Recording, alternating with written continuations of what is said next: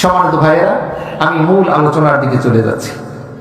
আসুন আলোচনার শুরুতে আয়াতে কারিমাটুকু আমরা তেলাওয়াত করি, যেন আল্লাহ তাআলা আয়াতের প্রত্যেকটা হরফের নূর আমাদের কলিজার মধ্যে, আমাদের সিনার মধ্যে দান করেন। সকলেই বলুন আমার সাথে, আউযু বিল্লাহি মিনাশ শাইতানির রাজীম। বিসমিল্লাহির রহমানির রহিম। ইয়া আইয়ুহাল্লাযীনা আমানু তুবু ইলাল্লাহি তাওবাতান নাসুহা। আসা রাব্বুকুম আন ইউকাফিরা আনকুম সাইয়্যাতিকুম ওয়া ইউদখিলাকুম জান্নাতিন তাজরি মিন তাহতিহাল আনহার। সাদাকাল্লাহুল আযীম। আল্লাহ তাআলা বলছেন, হে ঈমানদারেরা, তোমরা যারা ঈমান এনেছো, তোমরা আল্লাহর নিকট তাওবা করো, একনিষ্ঠ খাঁটি আন্তরিকতার সাথে তাওবা করো। আসা রাব্বুকুম আন ইউকাফিরা আনকুম সাইয়্যাতিকুম। আশা করা যায় তোমরা যদি তাওবাতান নাসুহা, একনিষ্ঠ খালেস দিলে তাওবা করতে পারো, আশা করা যায় তোমাদের রব তোমাদের জীবনের সমস্ত গুনাহগুলো ডিলিট করে দিবেন তোমাদের আমলনামা থেকে। ওয়ায়ুদখিলাকুম জান্নাতিন তাজরি মিন তাহতিহাল আনহার। আর তিনি তোমাদেরকে এমন জান্নাতের মধ্যে প্রবেশ করাবেন যে জান্নাতের তলদেশ থেকে প্রস্রবণ ঝর্ণা নদী প্রবাহিত। জোরে বলি সুবহানাল্লাহ। এটা হচ্ছে সরল অনুবাদ। আসুন আমরা এখন বিস্তারিত আলোচনার দিকে যাচ্ছি একটু একটু করে। আমরা এখানে যারা উপস্থিত আছি, আমাদের মধ্যে এমন কেউ আছেন যিনি বলতে পারবেন আমাদের জীবনে গুনাহ নাই? কি একজন আছেন? গুনাহ নাই এমন কেউ আছেন? তো প্রত্যেকের জীবনেই আমাদের কম বেশি গুনাহ আছে, গুনাহ আছে। তো এই গুনাহগুলো নিয়ে যদি আমরা মৃত্যুবরণ করি, আমাদের শেষ পরিণতি, শেষ পরিণাম কি? জাহান্নাম। শেষ পরিণাম কি? জাহান্নাম। যেই বান্দা জাহান্নামে যাবে তিনি হচ্ছেন ব্যর্থ। আর যেই মানুষটা মৃত্যুর পরে আল্লাহর সান্নিধ্য, নৈকট্য অর্জন করলো, যিনি জান্নাত লাভ করলো, ওই মানুষটাই তো প্রকৃত সফল। এই দুনিয়ার সফলতা তো সফলতা নয়। এই দুনিয়ার সফলতা প্রকৃত সফলতা? সফলতা না। প্রকৃত সফলতা, প্রকৃত সফল হচ্ছে ওই বান্দা, যেই বান্দা মৃত্যুর পরে জাহান্নাম থেকে মুক্তি পেয়ে জান্নাত লাভ করতে পারবে, তিনিই তো প্রকৃত সফল। তো আমরা জীবনের সেই গুনাহগুলো আমরা কিভাবে ডিলিট করব, কিভাবে আমলনামা থেকে মুছবো? এখন আমরা যদি সাবান শ্যাম্পু দিয়ে গোসল করি, ভালো পোশাক পরি, দামি আতর আমাদের গায়ে মাখি, বলেন তো আমাদের জীবনের সব গুনাহ ধুয়ে মুছে সাফ হয়ে যাবে, তাই না? তাহলে এই গুনাহগুলো কেমনে ডিলিট করব? আল্লাহ তাআলা বলেন, ইয়া আইয়ুহাল্লাযীনা আমানু তুবু ইলাল্লাহি তাওবাতান নাসুহা। বান্দা, তুমি যদি তোমার জীবনের কৃত গুনাহগুলো ডিলিট করাতে চাও আমলনামা থেকে, যদি তুমি নিষ্পাপ হতে চাও, বেগুনাহ মাসুম হয়ে দুনিয়া থেকে বিদায় নিতে চাও, তাহলে তোমাকে যেটা করতে হবে, তোমাকে আল্লাহর নিকট খালেস একনিষ্ঠ তাওবা করতে হবে। সুবহানাল্লাহ। কি করতে হবে? তাওবা। নবীজি বলছেন, জামিআত তিরমিজি ইবনে মাজাহ শরীফের হাদিসের মধ্যে হযরতে আবু হুরায়রা রাদিয়াল্লাহু তাআলা আনহু একটি হাদিস বর্ণনা করেন, যেখানে নবীজি বলছেন, ইন্নাল মুমিনা ইযা আযনাবা কানাত নুকতাতুন সাওদাউ ফি কলবি ফাইন তাবা ওয়াস্তাগফারা সুকিলা কলবু ওয়া ইন যাদা যাদাত হাত্তা তাআলু কলবা। নবীজি বলেন, বান্দা যখন গুনাহ করে, প্রত্যেক বান্দার বাম স্তনের 4 আঙ্গুল নিচে একটি কলব আছে। এই কলবের মধ্যে কালো কালো দাগ পড়তে থাকে। বান্দা যখন এই কালো দাগ তার হৃদয়গুলোর মধ্যে পড়িয়ে নেয়, আর বান্দা যখন তাওবা করে, সাথে সাথে তার কলবের মধ্য থেকে সেই কালো কালো দাগগুলো দূর হতে থাকে। সুবহানাল্লাহ। কালো দাগ দূর হয়ে কলবটা পরিষ্কার হয়ে যায়। কলব যখন পরিষ্কার হয়, কলব যখন নিষ্পাপ হয়, তখন গোটা মানুষটা নিষ্পাপ হয়ে যায়। সুবহানাল্লাহ। আর এই কলব যখন নষ্ট হয়ে যায়, তখন মানুষটা কি হয়ে যায়? নষ্ট হয়ে যায়।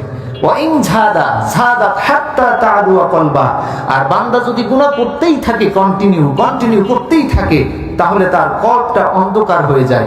তখন মাহফিল হলেও তার আর আসতে ইচ্ছে করে না। মাহফিল চলে কিন্তু সে ওই বাজারে বসে বাদাম ফোটে। কি ভুল বলছি নাকি? মাহফিল চলে কিন্তু সে টেলিভিশনের সামনে বিপিএল খেলা নিয়ে বসে থাকে। বান্দার আসলে সমস্যা কোন জায়গায় তৈরি হয়েছে বলেন তো? কলবের মধ্যে। ভাইয়েরা আমার, আমরা বনি আদম, আমরা মানব সন্তান, আমাদের নেচার হচ্ছে, আমাদের ফিতরত হচ্ছে আমরা গুনাহ করব, এটাই হচ্ছে আমাদের নেচার। কিন্তু আল্লাহর নবী বললেন, কুল্লু বানি আদম খাত্তাউন ওয়া খায়রুল খাত্তাইনা তাওয়াবুন। প্রত্যেক বান্দা, প্রত্যেক বনি আদম গুনাহগার। তারা গুনাহ করবে, এটাই স্বাভাবিক। গুনাহ তো মানুষই করবে, গুনাহ করে না ফেরেশতারা। মানুষ গুনাহ করবে, এটাই তার ফিতরাত, এটাই তার নেচার। কিন্তু গুনাহগারদের মধ্যে ওই গুনাহগার সব থেকে উত্তম, যেই গুনাহগার গুনাহ তার কাছ থেকে গুনাহ সম্পন্ন হওয়ার পরে আবার তাওবা করে নেয়। নবীজি বলেন ওই গুনাহগার সব থেকে উত্তম। জোরে বলি সুবহানাল্লাহ। ভাইয়েরা আমার, আমরা যখন গুনাহ করি, গুনাহ করার পরে যখন আমরা তাওবা করি, এই পৃথিবীর মধ্যে, আসমানের মধ্যে, সৃষ্টি জগতের মধ্যে যা আছে, আল্লাহ রাব্বুল আলামিন বলেন সবাই মিলে যত খুশি হয়, একজন বান্দা যদি তাওবা করে, তার থেকে বেশি আমি আল্লাহ রাব্বুল আলামিন খুশি হয়ে যাই। কেমন খুশি হই? সাহাবায়ে কেরামদেরকে হুজুর বললেন, একজন বান্দা যখন তাওবা করে, তোমরা জানো নাকি আল্লাহ তাআলা কতটা খুশি হয়? সাহাবায়ে কেরাম বললেন, আল্লাহু ওয়া রাসূলুহু আলাম। এ ব্যাপারে আল্লাহ এবং তার রাসূলই তো ভালো জানেন। আল্লাহ নবী বললেন, ধরো, মনে করো একজন ব্যক্তি একটা উট, সাথে কিছু পানীয় আর খাদ্য নিয়ে বিশাল মরুভূমি পাড়ি দিতে শুরু করলো। মরুভূমির মাঝপথে যখন তারা চলে গেল, তিনি ক্লান্ত শ্রান্ত বিশ্রাম নেওয়ার জন্য ঘুমায়ে পড়ল। ওই ব্যক্তি যখন জাগলো, জেগে দেখে তার উট হারায় গেছে। সাহাবায়ে কেরাম, তোমরা বলো তো, ওই মরুভূমির পাড়ি দেওয়া ওই যাত্রী, ওই আরোহী কি বিপদে পড়েছে নাকি? সকল সাহাবায়ে কেরাম বললেন, হুজুর অবশ্যই বিপদে পড়ছে। কারণ মরুভূমির মধ্যে গাড়ি নাই, মরুভূমির জাহাজ উট। মরুভূমির জাহাজ কি? উট। কেমনে সে পাড়ি দিবে? আল্লাহর নবী বললেন, ওই ব্যক্তি তার হারানো উট ফিরে আসবে, এই অপেক্ষায় তিনি মরুভূমির মধ্যে অবস্থান করলেন। দিন যায়, সপ্তাহ যায়, মাস যায়, তার সাথে যে পানি ছিল পানি শেষ হয়ে গেল, খাদ্য ছিল খাদ্য শেষ হয়ে গেল। ওই লোকটার কি বাঁচার আর কোনো সম্ভাবনা আছে নাকি? সাহাবায়ে কেরাম বললেন, হুজুর বাঁচার কোনো সম্ভাবনা নাই। আমার নবী বললেন, ওই লোকটা তখন মৃত্যুর জন্য অপেক্ষা করতে লাগলো। মৃত্যু ছাড়া তো তার আর কোনো উপায় নাই। এমন অবস্থায় তিনি ঘুমানো ছিল। যখন চোখ মেলল, তাকায় দেখে খাদ্য এবং পানি নিয়ে উট আবার ফিরে এসেছে। বলি সুবহানাল্লাহ। ও আমার সাহাবায়ে কেরাম, তোমরা বলো, তোমরা উত্তর দাও, এই লোকটার থেকে বেশি খুশি আর কেউ হতে পারে নাকি? সাহাবায়ে কেরাম বললেন, হুজুর এই লোকটার থেকে আর বেশি খুশি কে হতে পারে জানা নাই। নূর নবীজি বললেন, ও আমার সাহাবায়ে কেরাম, তোমরা শোনো, উট ফিরে আসলো খাদ্য পানীয় নিয়া। মৃত্যু পথযাত্রী, মৃত্যু প্রায় লোকটা আবার জীবন ফিরে পেল, সে বেঁচে গেল। এই লোকটা উট ফিরে আসাতে যতটা খুশি হয়েছে, একজন বান্দা যখন গুনাহ করে শেষ রাতে তাহাজ্জুদে উঠে কান্না করে, তাওবা করে, আল্লাহ মাফ করে দাও, আমার আল্লাহ ওই হারানো উট ফিরে পাওয়া ব্যক্তির থেকেও আল্লাহ রাব্বুল আলামিন তখন বেশি খুশি হয়ে যায়। জোরে বলি সুবহানাল্লাহ। যে ব্যক্তি তাওবা করে, তাওবাকারী ব্যক্তিকে আল্লাহ রাব্বুল আলামিন নিজেই ভালোবাসেন। আল্লাহ বলেন, ইন্নাল্লাহা ইউহিব্বুত তাওয়াবিনা ওয়া ইউহিব্বুল মুতাতাহহিরিন। জোরে বলি আল্লাহু আকবার। আল্লাহ বলতেছেন যেই ব্যক্তি তাওবা করে আর যেই ব্যক্তি পবিত্রতা অর্জন করে আমি আল্লাহ তাকে ভালোবাসতে থাকি। সুবহানাল্লাহ। অন্য একটি জায়গায় আল্লাহ রাব্বুল আলামিন বলেন ওয়াতুবু ইলাল্লাহি জামিআন আইয়ুহাল মুমিনুনা লাআল্লাকুম তুফলিহুন। জোরে বলি আল্লাহু আকবার। আল্লাহ বলতেছেন বান্দা সফল হতে চাও, দুনিয়া এবং আখিরাতে সফল হতে চাও, তাহলে তওবা করো। তাহলে কি করো? তওবা করো। আমার কথা কি আপনাদের বুঝতে কষ্ট হয় নাকি? আমরা যারা আছি দুনিয়া এবং আখিরাতে সফল হতে চাই, কে কে দুহাত তুলে আল্লাহকে দেখাই। তাকবীর, কোরআনের আলো, হাদিসের আলো। আমরা দুনিয়া এবং আখিরাতে সফল হতে চাই। আল্লাহ তাআলা বললেন তাহলে তোমরা সবাই মিলে তাওবা করো। এখন কেমন তাওবা করব? আল্লাহ বলছেন তাওবাতান নাসুহা, একনিষ্ঠ খালেস তাওবা করো। এখন তাওবাতান নাসুহা এর তাফসীর কি? অনেকেই বলে যে নাসুহা নামক একজন ব্যক্তি ছিল, উনি যেমন তাওবা করছে তেমন তাওবা করতে হবে। আসলে এটার ব্যাখ্যা কিন্তু এটা না। তাওবাতান নাসুহা হলো এর ব্যাখ্যায় তাফসীরে ইবনে কাসিরের মধ্যে আল্লামা ইবনে কাসির রাহমাতুল্লাহ আলাইহি তিনি বলছেন তাওবাতান নাসুহা আই তাওবাতান সাদিকাতান জাজিমাতান, সত্যনিষ্ঠ সুদৃঢ় সত্য তাওবা, এটার নাম হচ্ছে তাওবাতান নাসুহা। ভাইরা আমার, সাইয়েদনা হযরত ওমর, হযরত ইবনে আব্বাস রাদিয়াল্লাহু তাআলা আনহুমা, হযরত মুজাহিদ এবং হযরত হাসান বসরি রাহমাতুল্লাহ আলাইহি তাওবাতান নাসুহা কাকে বলে এর ব্যাখ্যায় তারা বলেছেন তাওবাতান নাসুহা হলো বান্দা গুনার কাজগুলো ছেড়ে দিবে আর তিনি মনে মনে ইরাদা করবে, মনে মনে সংকল্প করবে তিনি জীবনে যতদিন বেঁচে আছে ততদিন আর গুনার কাজে জড়াবে না। এটার নাম হচ্ছে তাওবাতান নাসুহা। আমাদের দেশে গরুর ওলান থেকে আমরা দুধ দহন করি। এই গরুর ওলান থেকে যে দুধটা বের হয়, বলেন তো এই দুধটা কি আবার পুনরায় গরুর ওলানের মধ্যে ঢুকানো সম্ভব? কি বুঝতেছেন কথা? তো গরুর ওলান থেকে যে দুধটা বের হয় এটা যেমন পুনরায় ঢুকানো সম্ভব না, তাওবাতান নাসুহার ব্যাখ্যা হচ্ছে একজন বান্দা তার কাছ থেকে যেই গুনাহটা হয়ে যাবে উনি এমন ভাবে তাওবা করবে জীবন চলে যাবে কিন্তু ওই গুনার সাথে উনি আর জড়াবে না। এটার নাম হচ্ছে তাওবাতান নাসুহা। জোরে বলি সুবহানাল্লাহ। এখন এই তাওবা কবুলের জন্য তিনটে শর্ত আছে। তাওবা কবুলের শর্ত কয়টা? তাওবা কবুলের শর্ত তিনটা। এক নাম্বার শর্ত হচ্ছে তাওবা কবুলের জন্য হতাশ হওয়া যাবে না। কি হওয়া যাবে না বলেন তো? হতাশ হওয়া যাবে না। আমরা অনেকেই কিন্তু হতাশ হয়ে যাই। হতাশ হই না যে আমরা গুনাহ করছি, এই গুনাহ আল্লাহর মাফ করবেই না। যখন গুনাহ মাফ করবেই না তাহলে এই দুনিয়ায় অন্তত একটু গুনার কাজ করে আরামায়েশ করে যাই, জাহান্নামে তো যাওয়াই লাগবে। কি এমন চিন্তা চেতনা অনেকের আছে না যে আমরা তো গুনাহগার, জাহান্নামী হয়ে গেছি, আল্লাহর কাছে মাফ চাইলে মনে হয় আল্লাহর মাফ করবে না, যেহেতু মাফ হবেই না তাহলে গুনার কাজ আর একটু বাড়াই করি, অন্তত এই দুনিয়ায় শান্তি করে যাই, পরকালে যা হোক। এরকম করা যাবে না। আল্লাহ বলছে বান্দা তুমি গুনার কাজে জড়াবে না, তুমি যখন গুনাহ করবা তাওবা করো, যত বেশি যত বড় গুনাহ হোক আমি আল্লাহ মাফ করে দেব। আল্লাহু আকবার।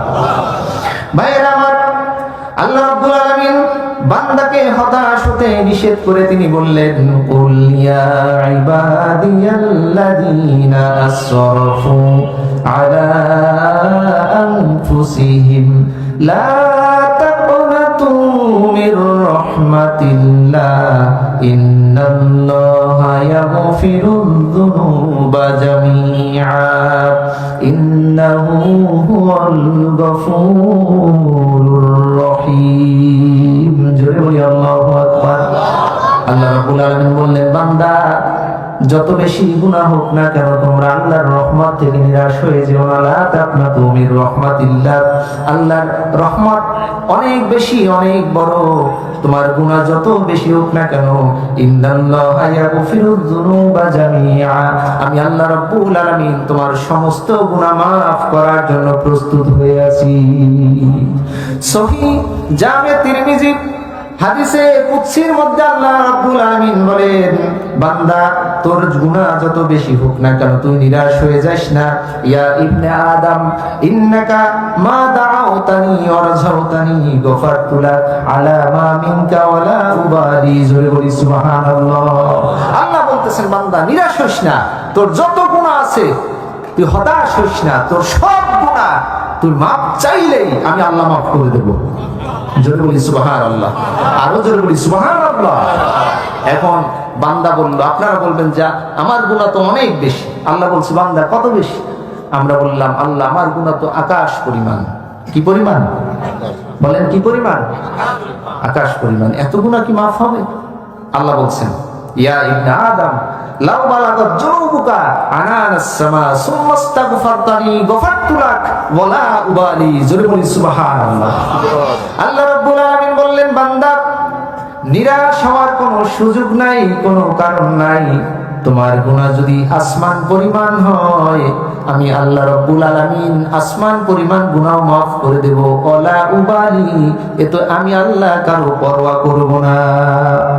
বান্দা বলল আল্লাহ আমার গুনাহ তার থেকেও বেশি, আমার গুনাহ আসমান জমিন ব্যক্তি, আমার গুনাহ হচ্ছে আসমান জমিন সমপরিমাণ।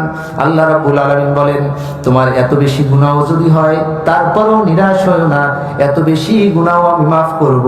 যদি তোমার আমলনামায় শিরকের গুনাহ না থাকে আমি আল্লাহ রাব্বুল আলামিন তুমি যদি পাহাড় পরিমাণ, তুমি যদি আসমান এবং জমিন পরিমাণ গুনাহ নিয়ে আমার সামনে হাজির হও আমি আল্লাহ রাব্বুল আলামিন আসমান এবং জমিন পরিমাণ দয়া নিয়ে তোমার সামনে হাজির হব। তুমি যদি আসমান এবং জমিন পরিমাণ গুনাহ নিয়ে আমার সাথে তুমি সাক্ষাৎ করো, দেখা করো, আমি আসমান এবং জমিন পরিমাণ দয়া নিয়ে তোমার সামনে আমি হাজির হব। সুবহানাল্লাহ। কতটা গুনাহ আল্লাহ মাফ করবে শুনবেন। একজন ব্যক্তি, বুড়া একজন লোক, মুসনাদে বাজ্জারের মধ্যে হাদিসটি এসেছে, একজন বৃদ্ধ লোক দাড়ি পেকে গেছে, চুল পেকে গেছে, সাদা হয়ে গেছে, সারাটা জীবন গুনার সাথে উনি কাটাই দিয়েছে, জীবনে কোনো ভালো কাজ করে নাই, দাড়ি চুল পেকে গেছে। এখন হুজুরের কাছে আসছে, হুজুরের কাছে এসে বললেন হুজুর জীবন ভর শুধু গুনার কাজই করেছি, নেকের কাজের সাথে কোনোদিন আমি জড়াই নাই। যেখানে মদ সেখানে আমি, যেখানে জুয়া সেখানে আমি, যেখানে জেনা সেখানে আমি, যেখানে হত্যা সেখানে আমি। যত পরিমাণ গুনাহ আছে, যত ক্যাটাগরির গুনাহ আছে, সব গুনাহ আমার আমলনামায় আছে। আমি এখন কি করব? আমি আপনার দরবারে এসেছি, আমি আপনার দরবারে এসেছি কারণ আল্লাহ রাব্বুল আলামিন বলেছেন ওয়ালাউ আন্নাহুম ইয যালামু আনফুসাহুম জাউকা ফাস্তাগফিরুল্লাহা ওয়াস্তাগফারা লাহুমুর রাসূল লাওয়াজাদুল্লাহা তাওয়াবার রহিমা। জোরে বলি আল্লাহু আকবার। বান্দা যদি গুনাহ করো তোমার গুনাহগুলো মাফ করানোর জন্য নবীজির দরবারে চলে যাও।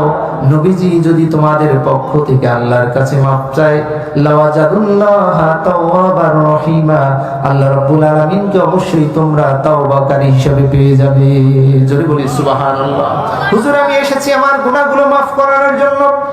আল্লাহর নবী বললেন ও গুনাহগার বৃদ্ধ লোক তুমি তোমার গুনাহ মাফ করানোর জন্য তাওবা করো। লোকটা বলল হুজুর আমি জীবনে যত ক্যাটাগরির গুনাহ করেছি সব গুনাহ এক তাওবায় কি মাফ হবে?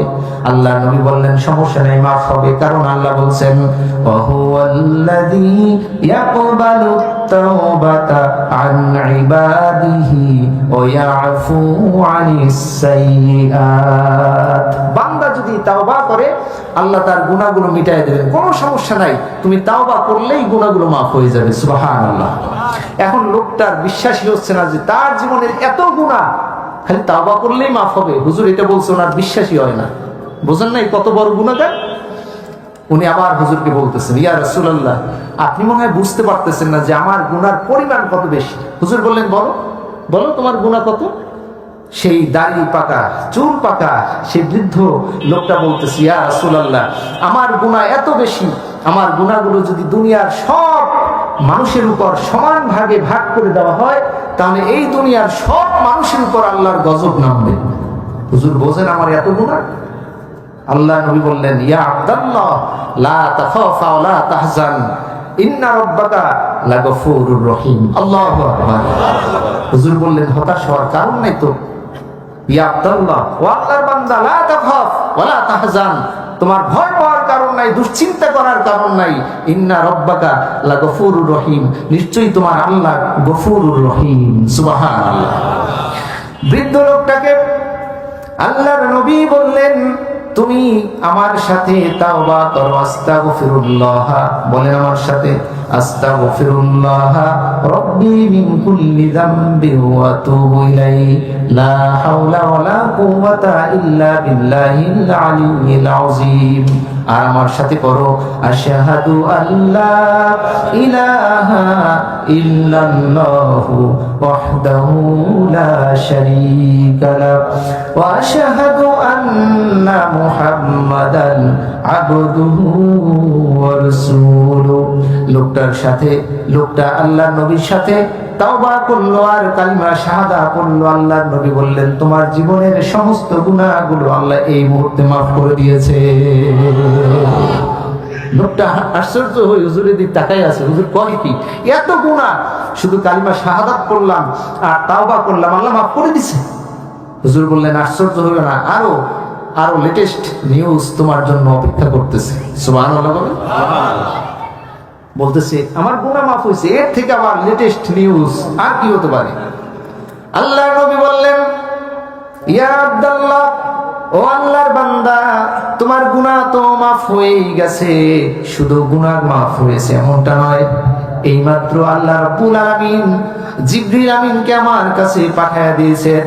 জিবরিল আলাইহিস সালাম আমার কাছে একটি আয়াত নাজিল করে জানাই দিলেন, ইল্লা মান তাবা ওয়া আমানা ওয়া আমিলা আমালান সলিহান ফাউলাইকা ইউবাদদিলুল্লাহু সাইয়্যাতিহিম হাসানাত ওয়া কানাল্লাহু গফুরুর রহিমা। জোরে বলি আল্লাহু আকবার। তোমার গুনাহ তো মাফ হইছেই, তোমার আমলনামায় যে পরিমাণ গুনাহ ছিল আল্লাহ ওটা ডিলিট করছে। ডিলিট করে ওই পরিমাণ নেক তোমার আমলনামায় আবার আল্লাহ যোগ করে দিয়েছে। আর আসতে বলেন সুবহানাল্লাহ। বুঝেন নাই কথা? গুনাহ যে পরিমাণ ছিল ওই পরিমাণ গুনাহ তো মুছে দিয়েছে। এখন জায়গাটা কি হয়েছে? জায়গাটা ফাঁকা। আল্লাহ বলছে ওই জায়গাটা আল্লাহ নেক দিয়া পরিপূর্ণ করে দিয়েছে।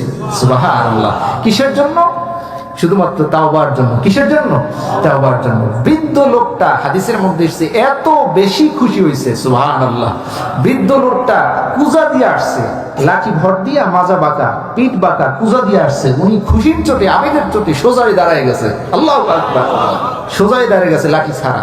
এরপরে কালিমা শাহাদা এরকম আঙুল উঁচা করে শাহাদাত আঙুলটা আসমানের দিকে দিয়া উনি দৌড় মারতেছে আর বলতেছে আল্লাহু আকবার, আল্লাহু আকবার, লা ইলাহা ইল্লাল্লাহ। খুশির চোটে দৌড়ায়। আল্লাহ রাব্বুল আলামিনের হাবিব তিনি বললেন, ভয় পাওয়ার তো কিছু নাই, আল্লাহর রহমত আমাদের সব কিছুর থেকে বড়।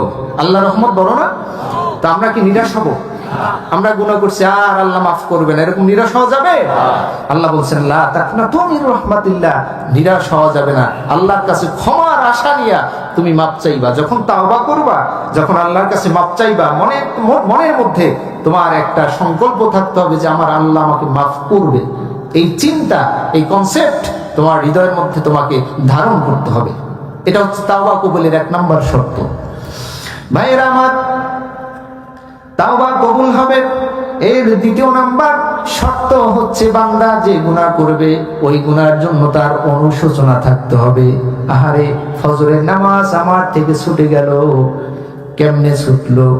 এই দুঃখ, এই ব্যথা তার হৃদয়ের মধ্যে যদি জাগে, আমার কাছ থেকে ফজরের নামাজ ছুটে গেছে, এই জন্য যদি হৃদয়ের মধ্যে ব্যথা জাগে, অনুশোচনা হয়, আল্লাহ রাব্বুল আলামিন ওই বান্দার গুনাহ মাফ করে দিবে। কিন্তু আমরা তো কত নামাজ ছেড়ে দিচ্ছি, কত নামাজ জীবন থেকে গেছে, কত গুনাহ হয়েছে, অনুশোচনা করছি? অনুশোচনা করি নাই। আরে কেন হইল এটা আমার জন্য? ফজরের নামাজ আমার থেকে ছুটে যায়। কেমন করে ঘুমাও তুমি ফজর করে কাজা, এমনও তো হতে পারে জোহরে জানাজা। ফজরের নামাজ পড়ছে, জোহরের ওই মসজিদের মাঠে তার জানাজার নামাজ হয়ে গেছে, আবার ফজরের নামাজ পড়ে নাই, ওই মসজিদের মাঠে তার জানাজার নামাজ হয়ে গেছে। এমন দৃশ্য আমরা অনেকটাই দেখেছি। ভাইয়েরা আমার, সারা রাত টিকটকের ভিডিও করলো, অর্ধনগ্ন অর্ধ উলঙ্গ বেহায়াপনার নাচগুলো ভিডিও করছে, হাতে মোবাইল। রাতে যখন ঘুমিয়ে গেল, ঘুমের মধ্যেই তার মৌত হয়ে গেছে, মৃত্যু হয়ে গেছে, তার হাতের মধ্যে মোবাইল রয়ে গেছে। তিনি যে টিকটকের মধ্যে, ফেসবুকের মধ্যে, ইউটিউবের মধ্যে অর্ধনগ্ন নাচগুলো দিল, এইগুলো তার মৃত্যুর পরে রয়ে গেছে। বলেন তো, এরকম মানুষ যদি আমরা দুনিয়া থেকে চলে যাই, আমাদের পরিণাম কি ভালো হওয়ার কথা নাকি? আমাদের সব সময় একটা প্রস্তুতি রাখতে হবে যে যে কোনো মুহূর্তে আমাদের কাছে মৃত্যুর দূত, মৃত্যুর ফেরেশতা আজরাইল আমাদের কাছে আসতে পারে। এজন্য প্রত্যেকটা মুহূর্তে আমাদের একটা প্রস্তুতির দরকার আছে না? বলেন, আছে না? আমাদের প্রস্তুত থাকতে হবে। আল্লাহ তাআলা তৌফিক দান করুক। আমাকে সময় দেওয়া হয়েছে 9টা পর্যন্ত। আমার আলোচনা এখনো যা আছে আমি গুছাই যদি নিতে চাই, আমাকে আরো মিনিমাম আধা ঘন্টা থেকে 45 মিনিট সময় দিতে হবে। তো যতক্ষণ হুজুরে না আসে আমি চালাবো। চলবে ইনশাআল্লাহ? আপনারা শুনবেন তো ইনশাআল্লাহ? তাহলে আমি বলছিলাম, তাওবা কবুলের দ্বিতীয় নাম্বার শর্ত হচ্ছে কি? অনুশোচনা। অনুশোচনা কেমনে করতে হয়?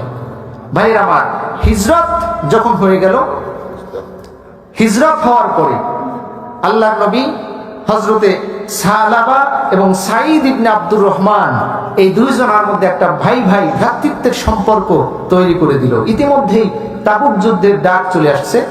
তো সাঈদ ইবনে আব্দুর রহমান আসছে। আচ্ছা, তাহলে আমি সেদিকে আর যাচ্ছি না। যে ঘটনা শুরু করব এটা আমি শেষ করতে পারবো না। আমাদের সম্মানিত প্রধান আলোচক তিনি আসতেছেন। এখনো যারা আসতে পারেন নাই, এখনো যারা প্যান্ডেলে আসতে পারেন নাই, আমি সবাইকে উদ্ধত্ত আহ্বান জানাবো, আপনারা সকলেই অনুগ্রহ করে আমাদের মাহফিল প্যান্ডেলে চলে আসুন। আমাদের মেহমান আসছে ঢাকা থেকে। মেহমান কোথেকে আসছে? আমরা তো বরিশালের মানুষ, আমিও বরিশালের। বরিশাল মানে উজিরপুরের, আমার বাড়ি তো বামরাইলে। আপনারা অনেকেই আমাকে চেনেন। তো আমি বামরাইলের মানুষ, আমি কথা বলছি, আমার কোনো সমস্যা নাই। কিন্তু যিনি আসছেন তিনি আমাদের মেহমান না? বলেন, আমরা সবাই মেজবান। যিনি আসছেন তিনি কি? বলেন, আমরা মেজবান, তিনি কি? মেহমান। এখন মেহমানকে সেই ঢাকা থেকে আমরা ইনভাইট করে আসলাম, তিনি ইনভাইট করে আনলাম, তিনি আসলেন। মেজবান তিনি বাড়ি থেকে পালায়ে গেছে। মেহমানকে ডেকে, মেহমানকে দাওয়াত দিয়া মেজবান পালায়ে গেছে। ব্যাপারটা কি খুব সুন্দর মনে হয়? ভাইরা আমার, তাহলে তাওবা কবুলের দ্বিতীয় নম্বর শর্ত হচ্ছে অনুশোচনা। আর তৃতীয় নাম্বার শর্ত হচ্ছে, যেই গুনাহ বান্দা একবার করবে, দ্বিতীয়বার সেই গুনাহ বান্দার দ্বারা আর হবে না।